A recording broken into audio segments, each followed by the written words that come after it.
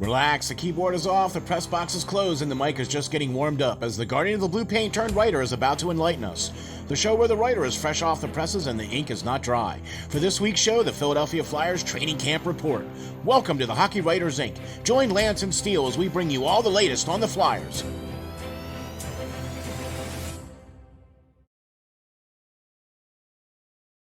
Hi guys, welcome back to another edition of the Hockey Writers Inc. As always, I'm your host, Lance Green. And as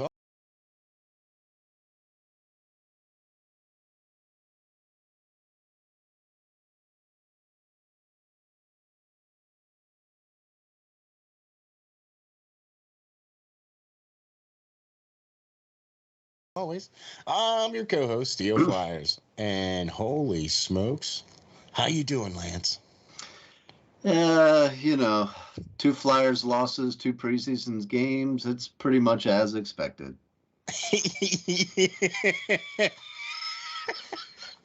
Yeah. So there you have it, folks.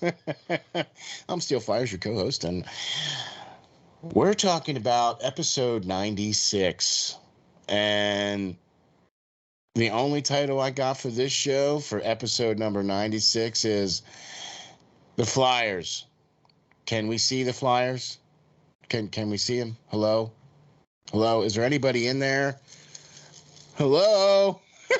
Can we see? Hello? Somebody needs to revive them. Okay. I want to go off the rails here because I saw something and I have no idea if you did or not. Okay. So I want to ask you this question, and ever since I saw this, I've been wanting to know if you've seen this.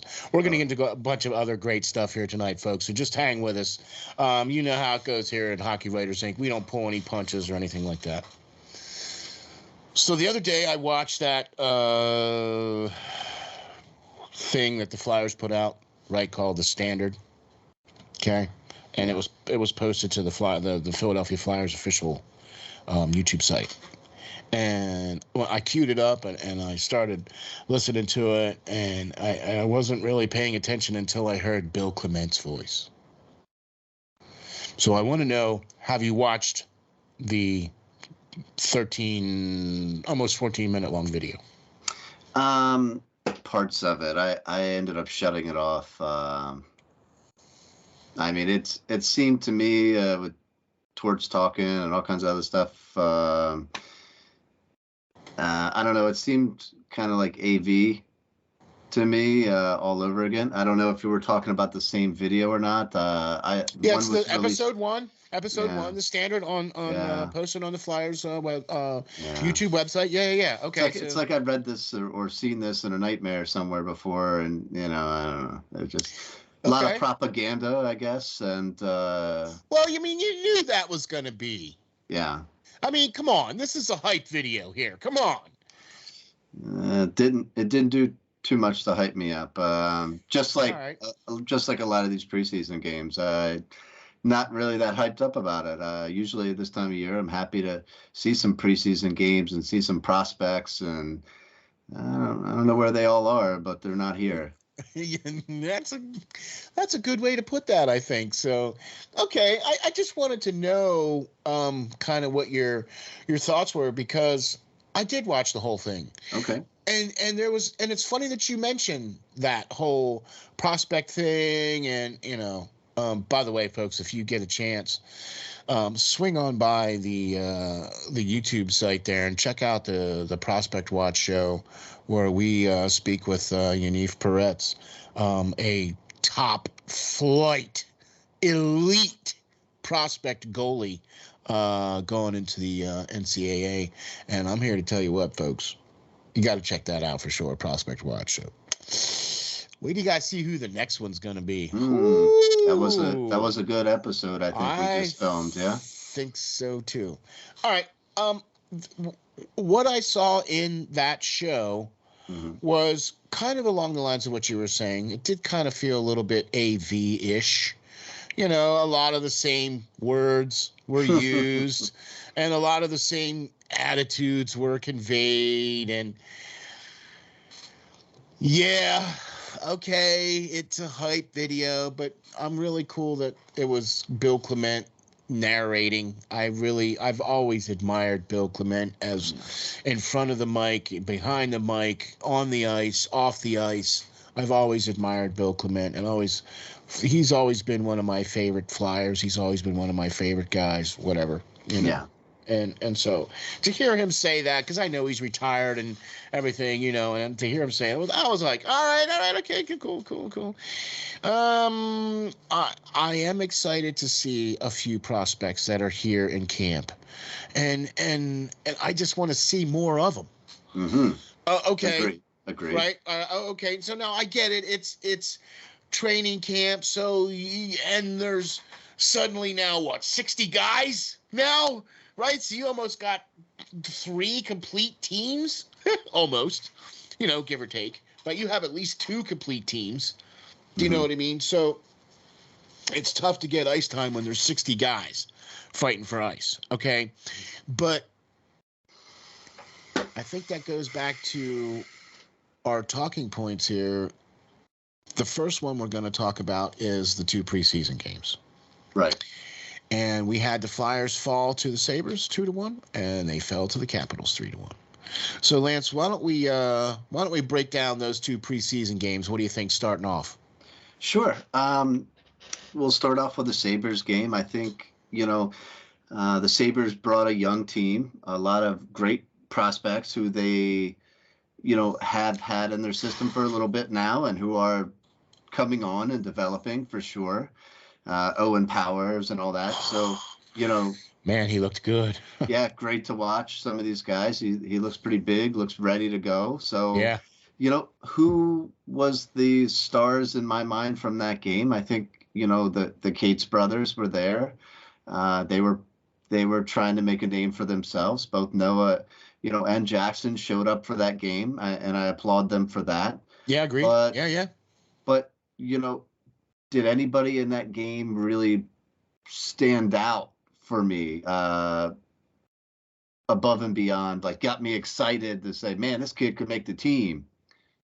No. Cam York was a negative player. And the only goal was coming from Travis Konechny. And hey, I'm happy he scored a goal because he hasn't been doing that in the past couple seasons. So yeah, right. Hopefully he's taken on that to heart, what he said earlier on in preseason here, where he's really looked to try to reinvent his game again or get back to where he used to be. Yeah. With all of the goals and offensive production that he was able to bring before. So, we lost to the Sabers. It's a preseason game. I get it, but we lost to the Sabers. That keep that in the back of your mind. There's not many. Wait, hold on again. Not many people in the past 10 to 15 years can say that. You know what I mean? The Sabers have been a god-awful organization and kind of snake bitten since Dominic Hasek left. I mean, come on, like that's the last time they were halfway decent. Well, when they had Miller, Miller was a really good goaltender, but they just never had a team around him. Never. You know what I mean? They never had a team around Hasek. But well, that's true strong too. enough to carry him. So, so that's what I saw from that game. You look at the Flyers and they fell to the Caps, or how should I say the Hershey Bears, because they did not bring anybody with them that is going to be on this roster. Well, that's okay because they pretty much played the Phantoms. Did they? Because no, I'm just kidding. You look, and the Flyers had all 4 of their top 4 defensemen suited up and playing against the Caps, and they still lost this game 3-1. They had Provorov, they had D'Angelo, they had Sanheim, they had Risto. That's right. And they did have Risto out there too. And every single one of those guys was a negative player. Like, how can you have your top 4 defensemen out there and not shut a team down that is basically going to be was basically all AHL players? You didn't have. I mean, you didn't have Ovechkin. You didn't have Oshie out there. You didn't have Backstrom out there. You didn't have any of these guys out there. Heck, you didn't even have goalie out there. No, you didn't even have Darcy Kemper. You didn't have Kemper. You had backups or AHL players. Guys, yeah. So, what else? I mean, the one goal they scored was from Kevin Hayes, a person that is supposed to be NHL proven and getting paid big money to score goals. Okay, no prospects scored any goals. Although the one good thing that I saw from that game, I really, really like Owen Tippett playing with Hayes. I think they play well together. He set that goal up, I do believe, and set Hazy up for that goal. He gave it to him right on the stick, and he put it home. When they did so last season, when they were paired together, you saw a lot of offensive production, and Hayes' game start to come back a little bit more because he was injured. Yeah, I agree. Before. Yeah. And having somebody like Tippett. Right, and Tippett, they need each other because Tippett needs somebody to play with. I mean, let's face it, Morgan Frost isn't that guy. Yeah, feed him the puck, he can shoot, right? So, and that was supposed to be the premise too, with certain players playing there. Forrester was playing in that game, and Hazy, that was the game plan. He was supposed to set him up. He was supposed to give him the puck so he could fire at will. And he's kind of let me down this offseason. He looked good at in AHL. He looked good in World Juniors and everything else, but hasn't really made it the next step yet, I don't think. You talking about Frost? No, I'm talking about Forrester. Tyson. Oh, Forrester, yeah. Yeah. See, that's kind of been my slight little disappointment as well, too, because I really felt that he was going to be the one that was going to make the team. I really felt that he kind of, was going to be that tweener guy that just was going to do enough, and he just hasn't. Right. You know what I mean? And even in that video that they did with the, for the Flyers, they interviewed, they interviewed him, right? And he said that it's been tough and that he's been trying to do more and that he's been paired with Joel as a roommate. Right. And we all know what Joel did in his sophomore year. He put on 12 pounds of muscle and, did all the right things, stuck around and trained and bulked up and did all the right things. Right. He ended up scoring 20 goals and being the team's leader in goals that year. Yeah. Right. And so he's now a cheerleader now for some of them guys, which it highlighted in that video, which I really like to see. Mm-hmm. See, sometimes there's method to my madness, you know what I mean? You have to be able to look at things with eyes to see things that are not necessarily on the surface, and you look at how people talk about things and you look about how they sit and stand and what they say and how they say it. It's just one of those things. But I really thought that Forrester was going to be the one. I still really just don't think that Frost is. I just don't. They kind of sort of featured him in the video to where he was saying that he feels that had a shot last year because of injury, which is pretty much true. And that he feels that he's ready to be a difference maker this year.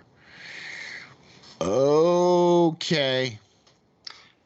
I've not been a fan of his for quite some time.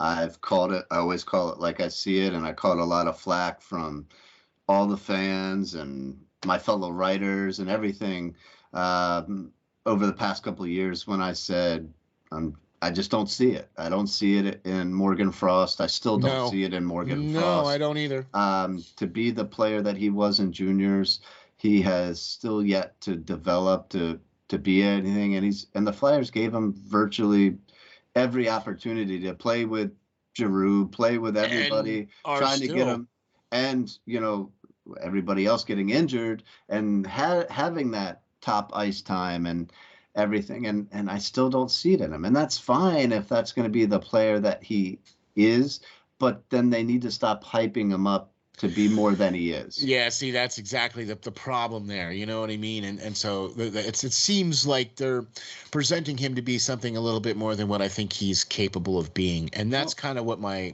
issue is. Well, I think they kind of have to do that in a sense because they don't have anybody that's that exciting young prospect coming up. You see that. You don't.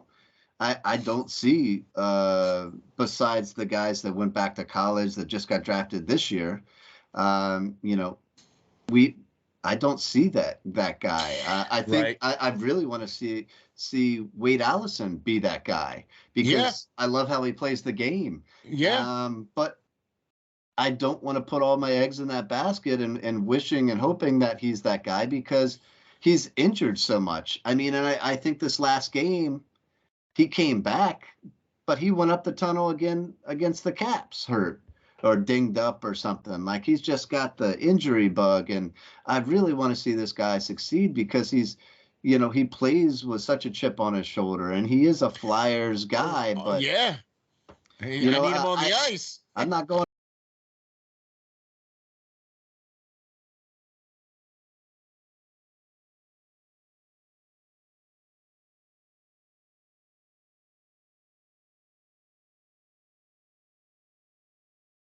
Not to buy any jersey anytime soon of his because I need you on the ice, buddy. I need you on the ice. I mean, he's wearing a suit more than he is. He's up with me in the press box more than he is on the ice. So, you know, that's the whole thing that's going to come down to, and this is the one thing that stuck with me, and one of the reasons why I wanted to watch this video because I just had a feeling that it was going to be about who I thought it was going to be about. Say what you will about the Flyers, say what you will about me, say what you will about anything that I'm about to say, but it was all about Torts, just like I thought it was going to be. When I heard that he was going to be the coach of the Philadelphia Flyers, I immediately knew that it wasn't going to be about Philadelphia. It was going to be about Tortorella. And the first thing he did when he got up there was say how honored he is to be here and how he wants to coach all these guys and all sorts of stuff. And that's all great. But he also said something too, or there was also something said too in that video that I got to really be honest with. And I think it was Tortorella that said it too. Yeah, you can sit up there and tell me all these great things, but until I see it, then it's all just talk.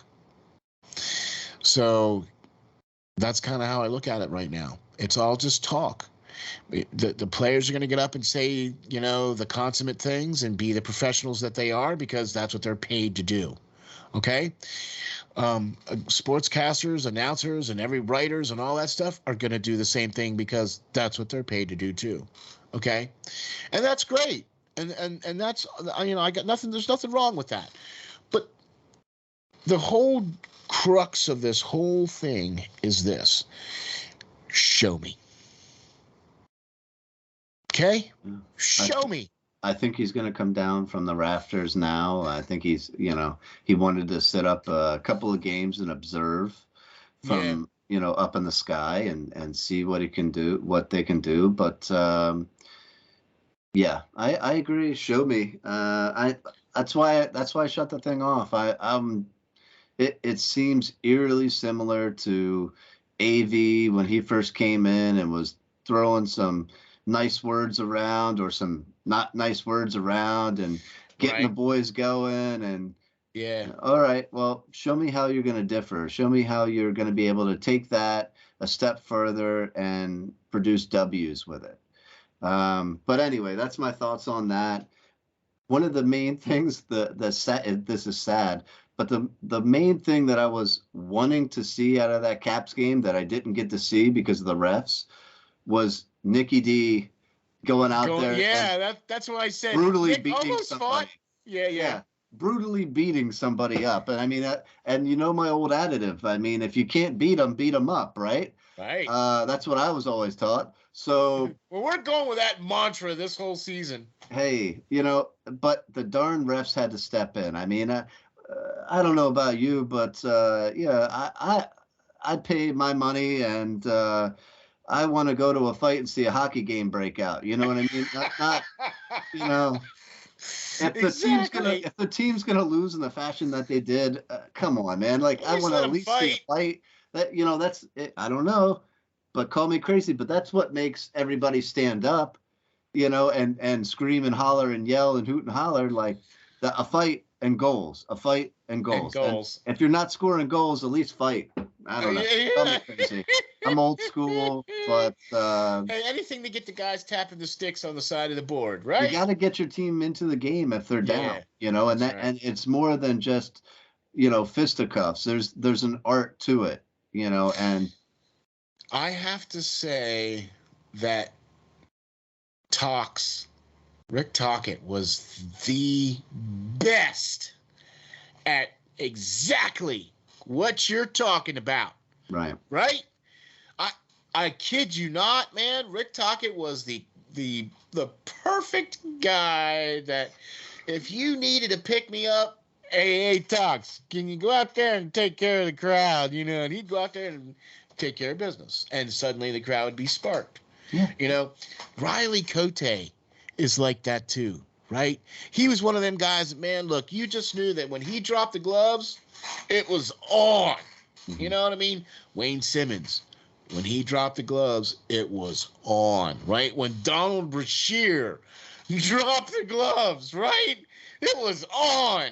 Well, the only difference between, Simmons and Rick Tocchet and the others are they can not only drop the gloves, but they come out of the box and score a goal or two. The breakaway goal, yeah. Just to put more salt in the wound. Right. Those other guys are just skating to the bench afterwards. Yeah, that's true. So. But, Yeah, they're not all built the same, I guess. So. No. Okay. Well, so the first two preseason games, look, how about if we do this, and then that way we will set us up for success for the rest of the year. Let's just not have expectations. Let's lower the expectations of this team. Let's try to look at this more on a realistic line of thinking. We know that a new coach is coming in here and he's going to implement his way and his line of thinking. And we know that there's a lot of young players. We also know that he has said he's going to play the young players.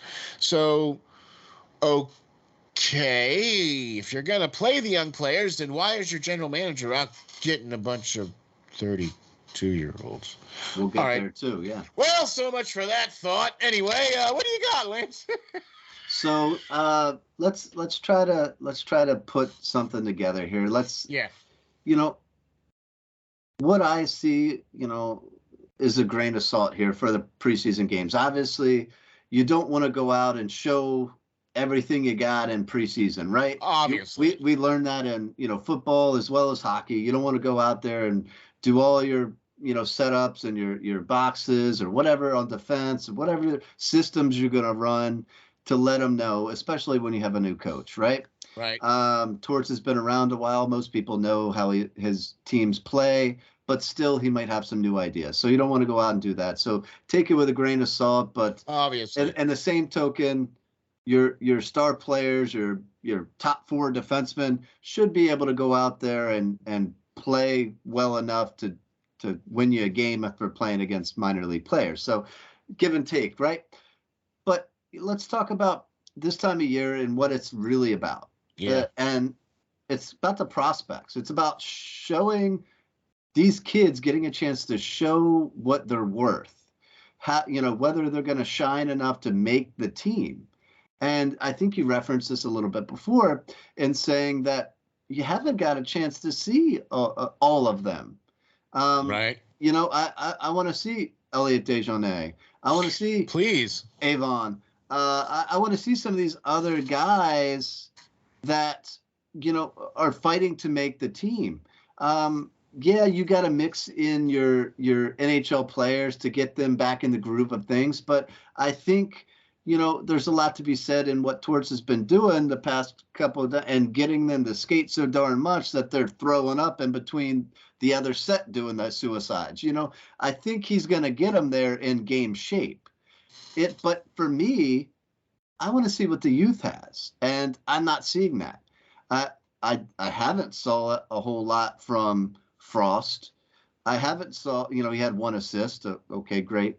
Allison, we've seen a little bit.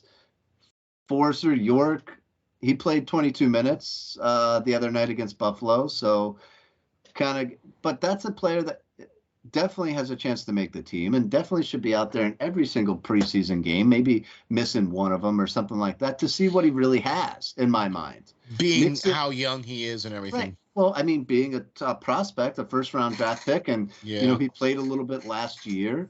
I want to see him in almost every single preseason game and get him the experience to be ready for the start of the season. If he is, in fact, going to be really fighting for that 5th or 6th defenseman on the team. And then sprinkle in Provorov and D'Angelo and Stanheim and Risto and game or two, but I really haven't seen enough of the young kids in my mind so far. Hopefully when some of these, other players get out of here. Okay. The Flyers released Anton Roussel. I thought he looked absolutely horrible and slow against Buffalo. He was a -1 in that game. So I think they just kicked him to the curb, which is good in my mind. And they did release Theo Retchett. He was on a basically, he's a 20-year-old kid that played in the Quebec Major Junior Hockey League last season. He had 99 points and 33 goals, but they did release him as well, I believe. So good on them for that and freeing up some players that they know aren't going to be here so that they can start to get some of these other players in there. But, that's just my tip. Who's really impressed you so far? Anybody? Anybody? Okay, so Grossnick, I thought had a pretty decent showing against the Capitals. He got bailed out by the post a couple of times, I have to say. So I saw some good. He made some really good saves. But then again, you're playing against the AHL guys, so I mean, okay. I too feel the same way that you do, Lance. I want to see more of the kids. I don't want to see Nick, and I don't want to see Provorov, and I don't want to see Sanheim, and I don't want to see them. I want to see Zamula. I want to see York, and I want to see Deone. I want to see Ava. I thought that's what training camp was for, to see these young kids go out there and play. This is the time. And fight for a spot, yeah. Right? Mm-hmm. I mean, you go into the season basically with a few holes in your roster, with a few open, quote-unquote, open spots that you could potentially have a guy move into. So now you basically have to shove 60 guys into 3 positions. Right? I mean, so now you go through all your cuts and everything, but you got to give guys, and this is only this, we're only 2 preseason games in. You know what I mean? They're going to play at least another couple more preseason games. You know what I'm saying? Opening night is the 13th of October, right? So we got 12 days. Yeah, I agree. I think NHL has taken it too far. I think it's not like football where you have a whole offensive team, a whole defensive team, a whole special team, and you have a huge 50-some man roster, 53, whatever roster. All right, like you said, there's not that many open spots on this team, let's be honest. And I think they have far too many people in camp. They need to thin the herd a lot sooner. Okay. I don't see it.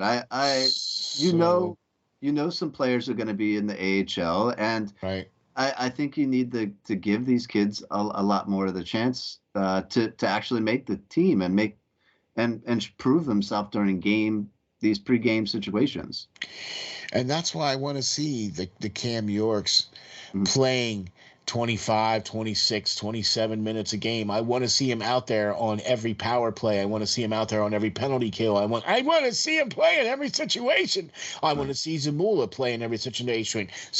I want to see Deontay play in every situation. If you're going to sit there and tout Frost, then I want to see you guys put him in the best possible position to be successful, which they are. They're putting him with the top line guys. I mean, he's playing with Hayes, and you know what I mean? He's playing with all these top guys. Yeah. But, I mean, as far as, Zamula, I've really liked him. I've always liked him since the Flyers brought him in. I think he is a player that the Flyers have hurt his progression over the past couple of years, signing all these Nick Sealers and Conningtons and bringing back, Justin Braun for again and again and again. When you have Zamula, you never really given him a chance yet to try to move up to the NHL and prove himself. I think would he play a couple of games at the end of last season when nothing really meant anything anyway. I really liked Owen Tippett. I really like this kid. Like I said before, I think they need to set him up for success and play him in the top 6. I'll go ahead and say it. You got it. If you want some scoring, there's a reason why you got this kid from Florida in return for Giroux. Now you didn't get what you wanted in that asset when you wanted a little bit more, but he is a scoring threat. In juniors, he was amazing. He was basically had the same thing done to him as Zamula did in Florida. He was buried on the depth chart. Yeah. And they didn't give him any playing time, any real time to get his feet wet and really get going. And now the Flyers have that need for an offenseman, especially with Brink out and Farabee out and Coots out. And so play him in the top 6 until all those players come back. Yeah. And I think it'll be good. Like I said before, I like Noah Cates. I don't think he is what the Flyers are pushing him like he is. But he is surprising. He does go out. He does play a full 60 minutes. He goes out and he does what he's supposed to do. He does some things maybe off camera, from following the play. He does some things to, when he doesn't have the puck that are good. Jackson Cates is what he is. I think he's going to be that AHL call-up guy when somebody gets hurt. And I like the fact that Nick came in and did his thing against the Caps. He had 9 hits. If you're going to and a fight attempt, but 9 hits is certainly solid. I think that's something that the Flyers lacked. Torts has definitely come in and said he wants the team to be harder to play against, more aggressive, and not so easy to knock off a puck. And this player's gonna do that. He's been doing that for the past 10 seasons in the NHL or whatever. So I think he will help the rest of the crew if that's the way that Torts wants the game to be played, more aggressive. You see that in training camp. A lot of these guys are really taking it to each other, finishing off every check and not just, okay, he got the puck and skating away and, finishing your checks and wearing that team down. And that is Flyers hockey, in a sense, or at least it was. So maybe he can help to bring that back. I'm not saying he's the savior and everything like that, but if they want to play that way, he's certainly a player that has been known to play that way. So those are my guys that I would say, sadly, have been the ones to impress because nobody's really jumped off to me and said, man, this kid's got to make the team, Yeah, that's the sad part about it. Because and I think now, okay, if after we play Boston on Saturday and then we play the Islanders on Sunday, right? That'll still leave us with one more exhibition game. So I'm thinking those 2 games right there are going to be the telltale signs of how this season's going to go as far as I'm concerned. If you tell me you're going to play the kids, then play the kids. I want to see the kids play. I want them to have an opportunity to make the team. Give them the rope to, if they're not going to make it, then you've given them enough rope to hang swing, themselves, right? Or climb it up to climb up it so. and do something with it. Here's your shot. That's kind of what it's. That's what I want to see. I want to see that hunger in the guys. I want to see that drive to be the one to make the team, or you know what I mean. And that's what I want to see. And I really it just seems like they've come out very, very flat.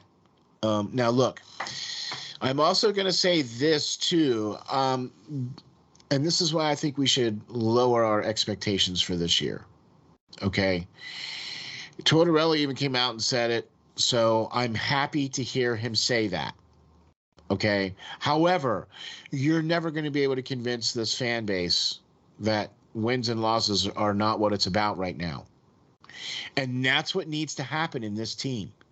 It needs to be about building a team first, right? So you got to lay the groundwork, right? You can't build a house, right, and not put a good foundation on it, because it doesn't matter how much steel or carbon fiber or titanium you build the house with.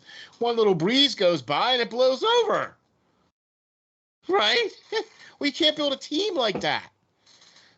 So you gotta build the foundation, and the foundation is, if you're gonna play the kids, the foundation is be the kid. The kids got to be the foundation.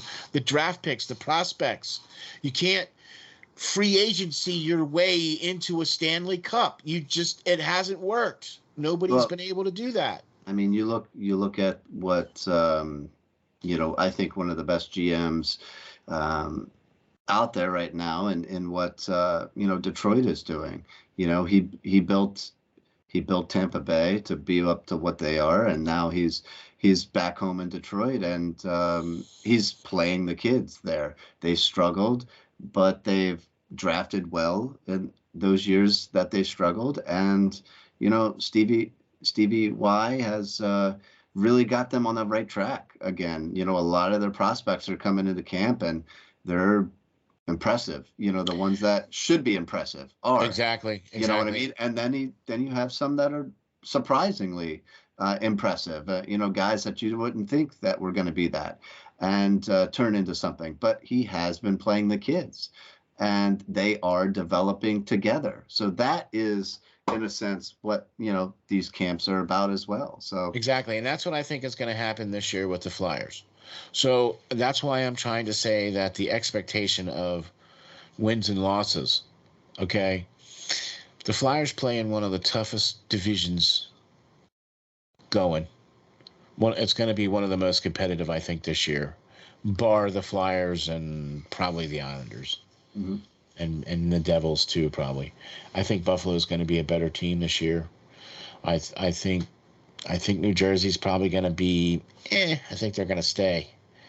I think they're going to be a little bit better than they were, but like you said, the division's tough, so they might not have a choice but to stay. Right. You know what I mean? Yeah. That's kind of where I'm going with that. You know what I mean? Yeah, they're going to be a better team, but I don't know if they're going to be better or be good enough to move up into the into the realms of the Carolinas and the New York Rangers and those types of folks, and the Tampa Bays and that kind of thing. So I'm trying to say that the best way I think we can be positive about the Flyers' outlook for this season, barring training camp and everything that's going on, the whole new coach, all the young kids coming in, some guys trying to integrate, the whole 9 yards. It's a whole new thing here now, right? We're fueled by Philly, right?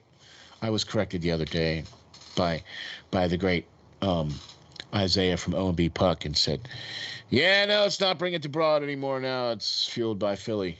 Yeah. All right. Yeah. All right. Switch that. So fueled by Philly. Well, let's talk about these goalies, how they're fueling this team. I knew we were going to get to that sooner or later. right down to empty.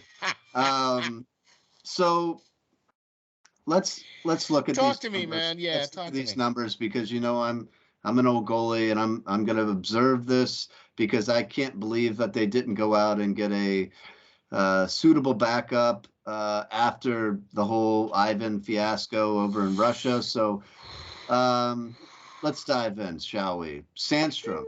Wait, hold on. I think I need to put on some goggles and some snorkeling mask and stuff. Maybe a rebreather. All right. I was going to suggest a drink, but okay. All right. Right. Sandstrom. All right. He let in 2 goals versus the Caps, right? He had a save percentage of .867 in that game.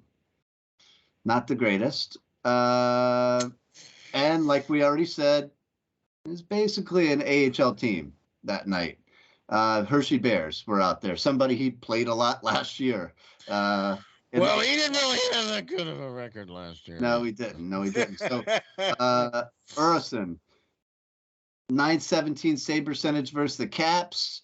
I think he let in 1 goal there.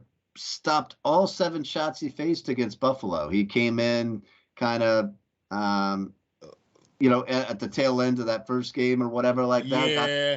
But he did stop everything. So he's been surprisingly better than I expected, let's say, because he didn't really get a whole lot of starts last year with the Phantoms either.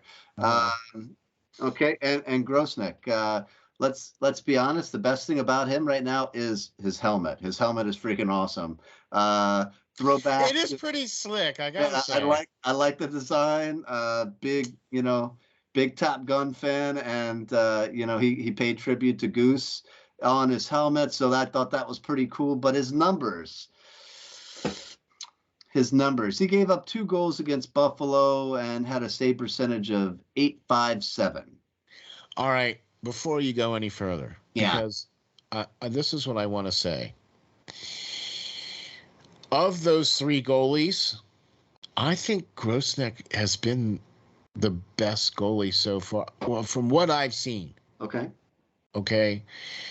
Yeah, I know. I know. But this is why I wanted to stop you, because I believe in that Capitals game, there was not really much being played in front of him. And I don't think he played in the Caps game. Yeah. I think he played in Buffalo, didn't he? Okay. I could be wrong, but I think I thought he played in the first half of the Caps game, and there were 2 pipes in the first period, or a pipe in the first and a pipe in the second, and he was pretty much standing on his head, and there was nobody really playing in front of him. I think Urison and Sandstrom played in the Caps game. Oh, but, so that was the Buffalo game. Okay. Yeah. But I like him, and to be honest, he is the best goalie out of all 3 of them. But he is also in his 30s, so he should be. He's seen a lot more experience and played in a lot more games than these kids that are 23, 24, 25 years old. Well, not NHL games anyway. Not NHL games, no. But I mean, he was one of, if not the best goalie in the AHL last year. Right. So I get why Chuck looked to him, but I think given Carter Hart's situation and his struggles, I think a more suitable backup, an NHL backup, should be had and should have been signed. Given, as soon as you knew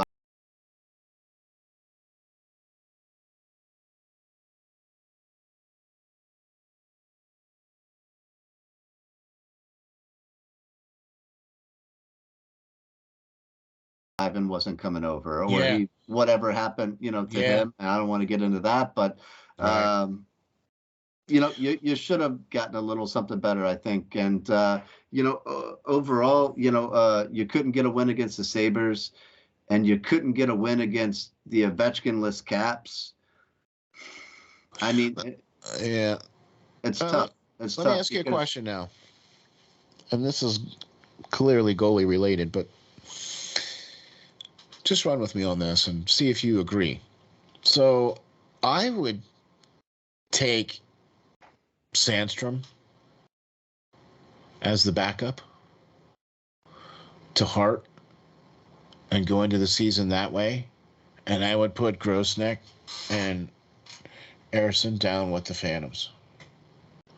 And what do you think of that idea? Because look, I know that Grosnek is the best goalie of those three, but based off of what you said, that he was the best AHL goalie last year, well, hey, man, guess what? The Phantoms need a starting goalie. I don't know what is the correct answer in this bunch because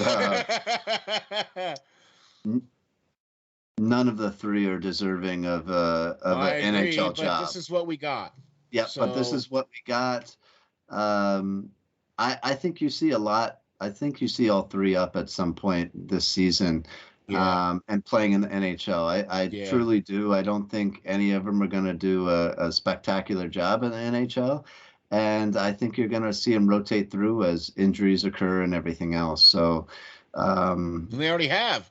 Carter Hart's already week to week or day to day or whatever with a lower body or upper body, whatever, you know what I mean? Already. And we're not even, we're still in training camp yet. So, but it's interesting. It's interesting that you mentioned that of injuries, of course. So our next topic for discussion would be, with injuries already piling up. Do you see how I set you up? Like, do you see how right on through there. So with injuries already piling up, should Chuck go dumpster diving again? Now hear me out. He did last year. Oh, man. Remember, he did last year. What do you mean he did last year? He did this offseason too. I mean, he did that last year. You got to think Patrick Brown, right? Yeah. Waiver wire pickup. He turned out to be pretty good. I actually like Patrick Brown. Hey, McEwen turned out to be. Turned out to be all right. We signed him, right? He was a fan favorite last year. So let me steer you in a direction here because cuts are already happening all over the NHL. So here's one to chew on, all right? We all know that Coots is already out, injured again, third time in 3 seasons. And Kevin Hayes isn't the model of stability.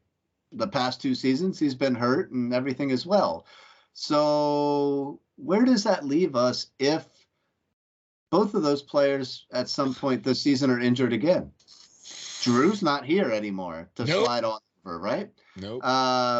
So who does that leave you with? Morgan Frost to be your potential number 1 center? That's kind of scary in my mind. That's kind of scary because, I mean, we could all do some quick math, but I assure you, both Hayes and Coots over the past 2 seasons haven't even played half of the games in the past 2 seasons. So I'm kind of scared about whether they're going to be able to sustain, and clearly they're not able to because Coots is already out with back issues and everything else. So let's talk about an individual here who was just released by Colorado. Yeah. Off of his, PTO. Yeah. And 28-year-old center Alex Galchenyuk. Yep. Galchenyuk. Yep. That's exactly what I said. So he didn't even play in the first 2 preseason games for them because they have such depth.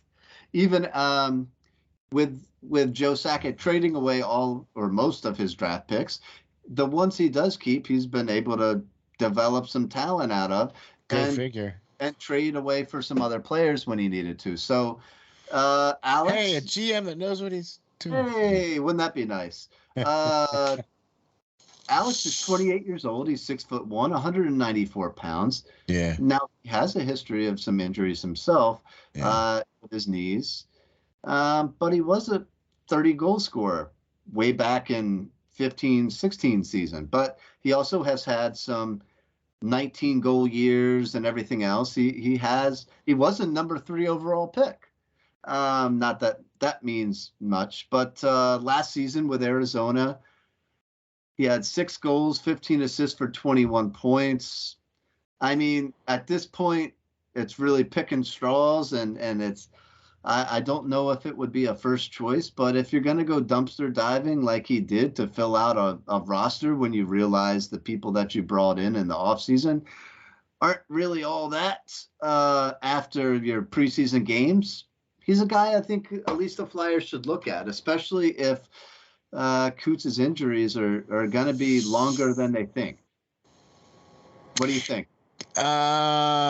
Okay. So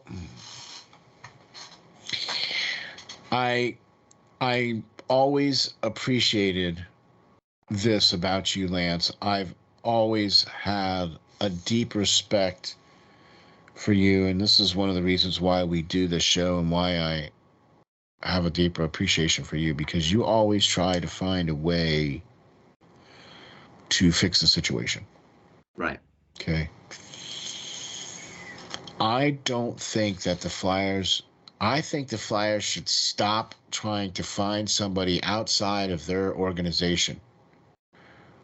Okay, I really do. I really would like to see the team start counting and playing the guys they have already and see what they got. I'm tired of them bringing in these has-been wannabe retreads that have no business being on this team when you got this freaking pile of youngsters back here, right? That's chomping at the freaking bit to get some ice time. What are you doing, man? You already know that this team is not going to win. Right. Right? Right. Sir. Yes. I mean, did you read my notes? Because I didn't even put that in the stuff I sent you. That's what I was going to talk about next.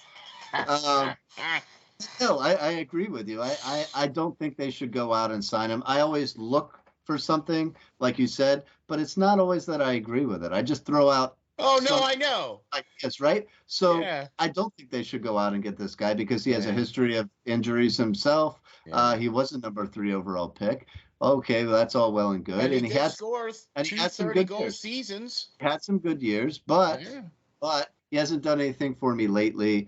And I think there will be some riper fruit as these cuts keep happening as we go on. I think I do too. Some of these great and talented teams, with great development programs and great drafting in Carolina and in LA and Anaheim. And Colorado's pretty deep. Detroit's pretty deep. Some of these guys are not able to keep everybody. So I think we should be in a hold pattern. And I think that Chuck should wait if he is going to fill his roster or have to fill his roster when he realizes some of these players aren't going to be able to cut the mustard. I think he should wait and see if he can find some McEwens in there at the end of preseason. Okay, I'm with you on that for sure. Yeah. I'm with you on that for sure because at this point, you still have holes to fill, and unfortunately, you don't have that particular player or depth of player on your roster to fill that hole. Mm-hmm. Do you know what I mean? And so that's what I was just going to try to, like, are you reading my mind now? You know what I mean? I think we're on the same wavelength here because wait till the end. Yeah, let's talk about it now because my next topic that I just threw in there at the end was nepotism or metathesioma. If you know what that is. Word of the day, ladies and gentlemen. Look that one up, folks. But the Flyers chose to bring back a 36-year-old career AHLer in Cal O'Reilly. All right? A center, which is good, a center, but he's 36 years old, guys. He's a career AHLer. He was the captain of the Phantoms. 21 goals, 32 assists, and 53 points. Very respectable numbers, right? The AHL. Right, for the AHL. But it's not my idea of what the AHL is designed to be for, right? We talked about this, Steel, before. Yes, we have. I'm tired as well, just like you were hitting on. I'm tired of the team filling up roster spots with old players over the hill that never really made it, or has-beens that used to be, something or never quite was guys, right? Why is it so hard for management to realize that the AHL is a place for development, and the emphasis needs to be on that, right? The Flyers have been unable to develop these talented players, in my mind, over the past quite a few seasons, because they don't have the pieces in place to develop them correctly. They aren't building from within. They're trusting, like you said, Steel, they're trusting other teams to build them up and develop them for them, i.e., college ranks or juniors in Canada or whatever, to the point where they can just jump on the Flyers and be something. Whereas other teams, like we've spoken before, the LA and everybody else, brings in their talent, their best talent, to the AHL and has them all playing together. I think he's scared of change. I think Chuck is really scared of change and scared to really try something new, right? The Flyers mantra for so long was go out in free agency and get the best player that they can and try to make it work, right? But all they ended up doing, and I wrote articles on it in the past, is bring in has-beens that are well past their prime and try to make them squeeze one more season out of them. And it's, I'm just tired of the same old people. And Cal, I like Cal for what he is. He's a fantastic player, and he helps out some of the youth down in Lehigh. But I mean, he's 36 years old. Can we get some young talent in here and bring in some players from the juniors, or bring in some players from the SHL or the Liga that we have playing over, and get them over here, get them signed to contracts instead of not signing for years and years and years and then losing them out on them later on down the road when they decide, like, hey, I'm just going to go try to sign with another team because you're not giving me a shot here. And this is just further proof of it in my mind. I don't know. I'm not meaning to get on a rant on O'Reilly, but it's just the next piece that keeps happening and keeps happening and keep happening. So, is it?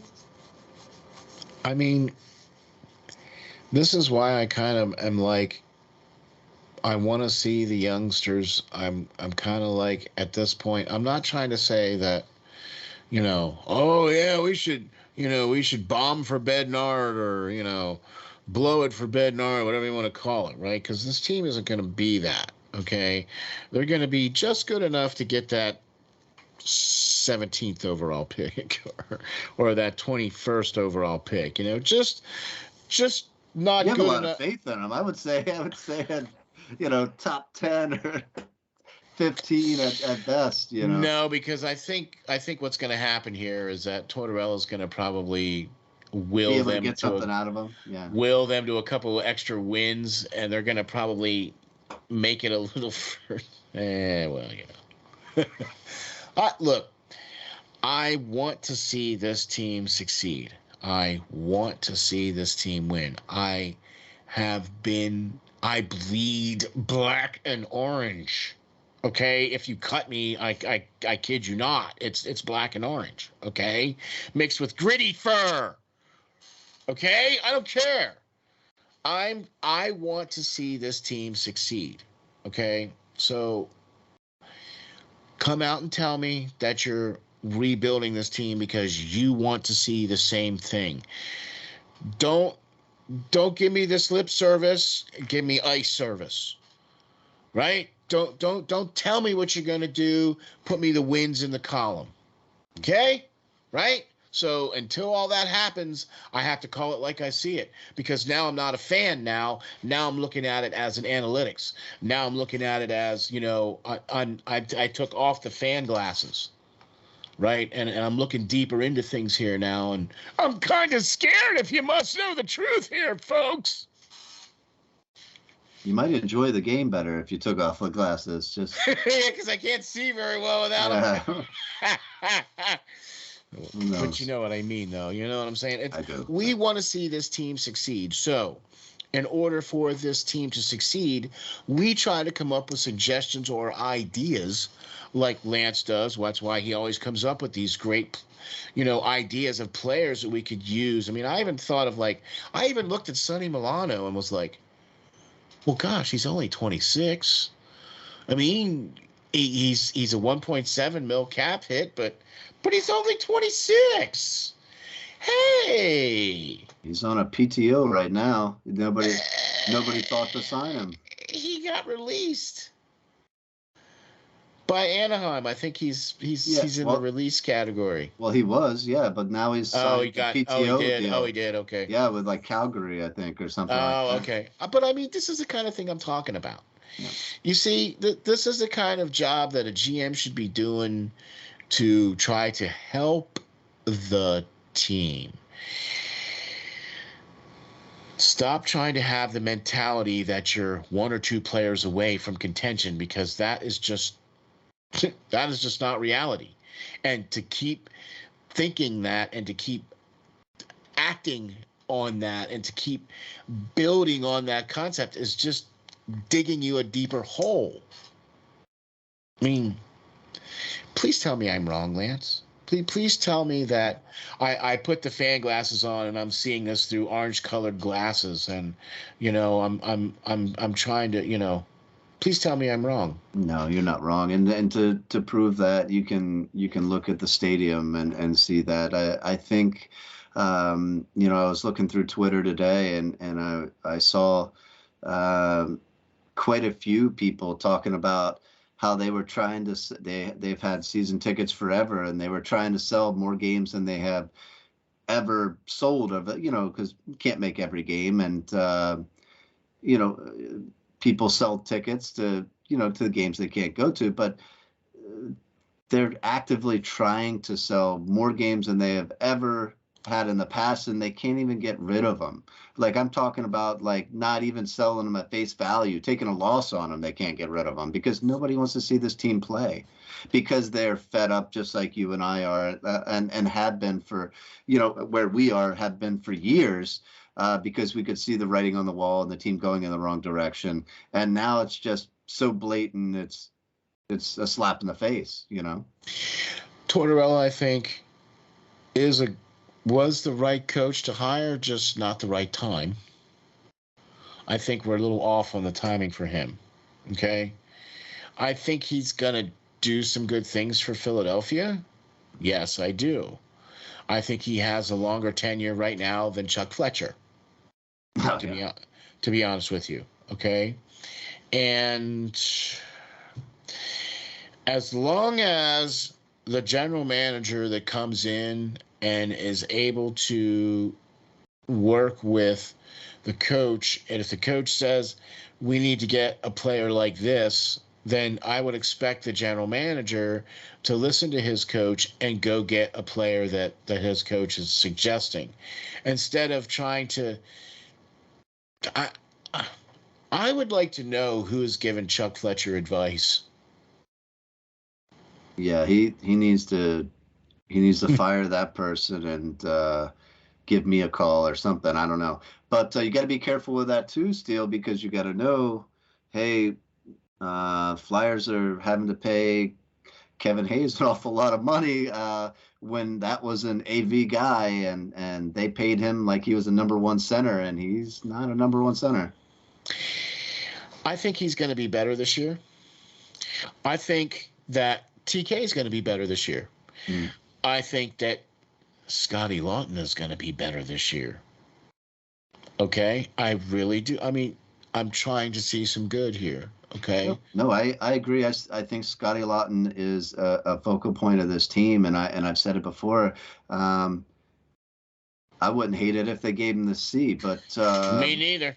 I think he is one of the only players that actually plays with a leadership way of playing, and going out there and playing the game the right way. And I do like Kevin Hayes. I really do. I think his contract should be more in the $4.5 to $5 million range a year? Yes, but we're kind of stuck with it where we're at. But I do like him. He's a big physical center, and I think that the Flyers have had quite a few of those type players do some awful good work in Philadelphia before. So I hopeful for, like you said, for what Torts is going to bring over the course of this year. I've really enjoyed seeing Flyers laying on the ice after, their first practice and everything like that, where clearly, where Kim Atkinson and others were telling these guys, hey, you need to come to work and be ready, because this is going to be like no other training camp. He's going to hold you accountable. So I like what I've seen so far, and hopefully he comes down from the rafters and gets behind the bench here and picks his lineup of players. And I'm kind of interested in that, because I think rumor was he really had Chuck Fletcher deciding on the roster for the first couple of games. And he was going to sit back and just take it all in. So, yeah. Okay, look, I really enjoy watching Kevin Hayes play. I just think that his contract is way over bloated for the type of player he is. Mm-hmm. I don't want people to misconstrue the fact that, I'm trying to dig on Hayes. Nope, not at all. I think Hayes is a great player. I think he's a great addition to the Philadelphia Flyers. Mm-hmm. I just think his contract is way more than what he should be getting paid for the type of production that he's producing. Okay? Yeah. He's one of my favorite Flyers. He is one of my favorite favorite Flyers. When he's healthy, he's one of my favorite Flyers on the team. So, dude, I'm so with you on that, man. I love his energy. I love what he brings to the table. I mean, I have to say, team guy, everything. Yeah, he's a team guy and everything, and I really wanted to see him play with Tippett and Coots. I really wanted to see that line, and I hope we get to see that. I hope there's that in the future. There are some good things happening on this team in spite of management, or in spite of the team. It's in spite of the team's self. There's some good things going on in spite of itself, right? They kind of lucked into some things, and sometimes you don't necessarily need to develop a player. Sometimes players already just have it with them. Do you know what I mean? And it's unfortunate that Philadelphia has not been able to develop players in a way that I personally, in my opinion, feel that they should be developing players. It seems like they get these great players that are in juniors and they're young and they have 80, 90, 100 points, and then they come to the Flyers and, you don't see them for 5 years and then they disappear. Like, what? What happened? This kid had 100 and some points in juniors. What's going on here? This is kind of why I'm trying to be optimistic with, new coaching staff coming in here. Maybe they will be able to develop these players a little better. Maybe there will be some more of that accountability in here now because of Danny Briere now being a part of the scouting team. I mean, last year, Lance, the scouting team didn't even go to the games. They weren't at the Phantoms games. They weren't even at the Flyers games. Danny Briere had to come in and be like, hey, guys. I mean, when you have to come in and tell guys that you need to be at the game, Yeah, no, with Danny, yeah, the player development coaches, once he got in there, I did notice, a lot of the player development coaches were there and they were sitting up with the injured players or the guys that were, the 13th forward for the night or whatever like that, and really talking the whole game and through them, and really, going over the whole game with him. So I do like that. And, what Danny Briere brought, he has some fresh ideas, obviously. Well, I wouldn't even say fresh, just ones that make sense, right?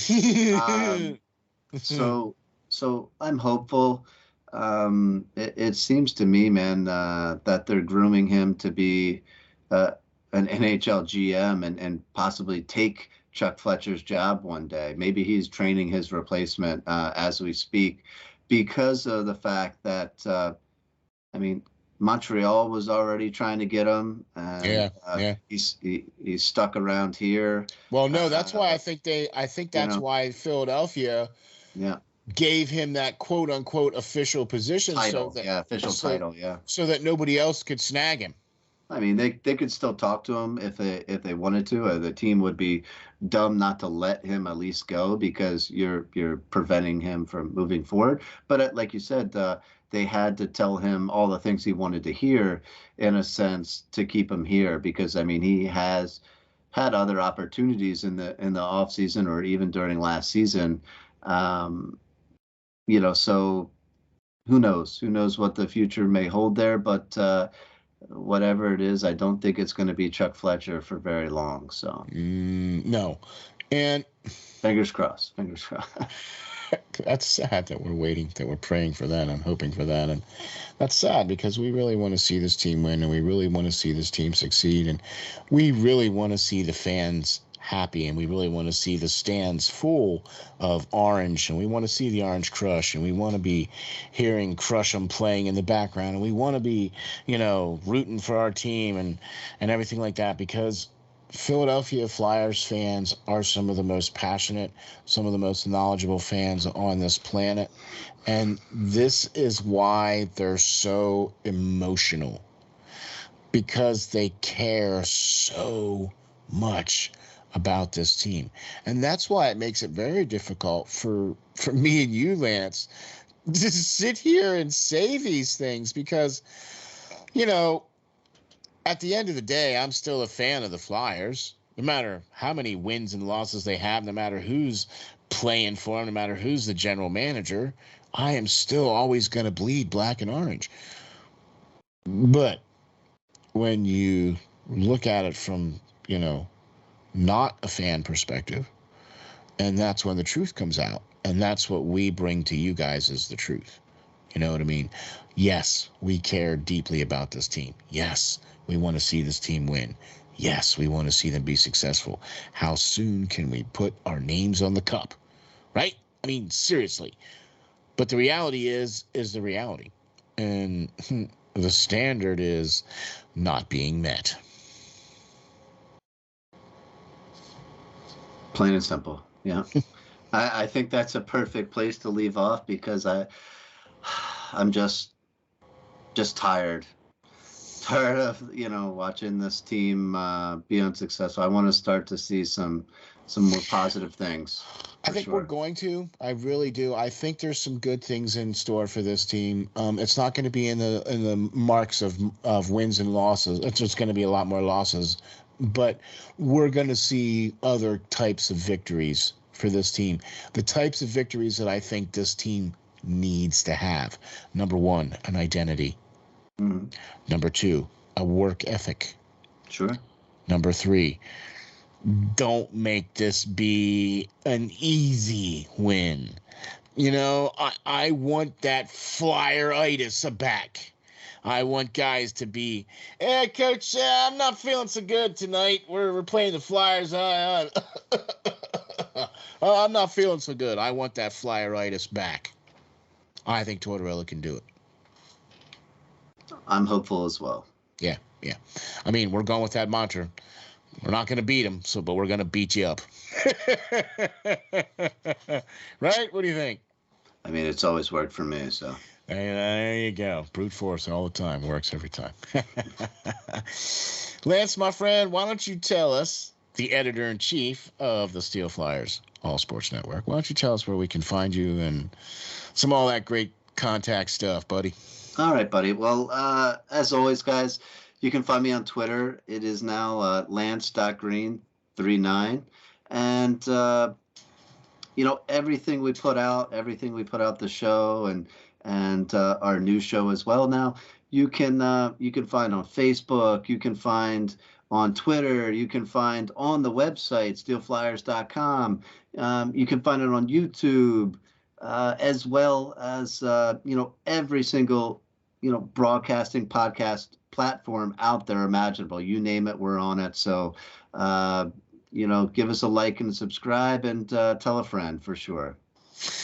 One thing I'm going to always promise is that we're always going to give you the truth. We're always going to tell you how we feel, and it may not be pretty, and it may not be, the best news on the planet, but it's going to be the most educated truth that we can give you guys. We promise that we're doing our due diligence. We're watching the tape. We're watching the games. We're going to the games. We're doing the reading. We're doing the things that we need to do to make sure that we give you guys the most accurate and the most up to the minute information that we can. It's sad that we can't be